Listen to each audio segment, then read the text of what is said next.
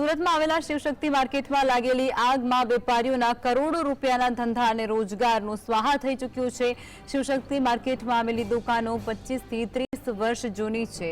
આગ લાગ્યા બાદ એક 800 થી પણ વધુ દુકાનો આગની ચપેટમાં આવી અને જેમાંથી 450 દુકાનો સંપૂર્ણ રીતે બળીને ખાખ થઈ ચૂકી છે।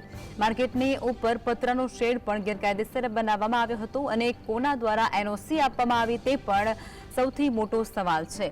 આ અંગે પૂર્વ પ્રેસિડેન્ટ વિમલસિંહે જણાવ્યું હતું કે હું જ્યારે પ્રેસિડેન્ટ હતો ત્યારે નીચે પાર્કિંગની વ્યવસ્થા હતી, અંદાજે 300 જેટલી ગાડીઓ પાર્ક થતી હતી, પરંતુ હવે મને જાણવા મળ્યું છે કે બેઝમેન્ટમાં દુકાનો બની ગઈ છે અને એ લીગલ છે કે પછી અલીગલ છે તે મુદ્દે મને કશી જાણકારી નથી, કારણ કે ઘણા સમયથી હું વહીવટ નથી કરી રહ્યો અને એટલું જ નહીં પરંતુ જે પતરાના શેડ છે તે પણ અમારા સમયે નહોતા। આ શેડ પણ લીગલ છે કે ઇલીગલ છે એ પણ હું કહી નહીં શકું। मैं था जब पार्किंग होती है नीचे ऊपर सब जगह पार्किंग। अच्छा, और ये जो शेड लगे हुए हैं ऊपर मार्केट के ऊपर, वो आपके टाइम में थे? पतरे के जो शेड लगे हुए हैं? हाँ वो मेरे टाइम में। आप थे तब? हाँ मैं था तब भी थे।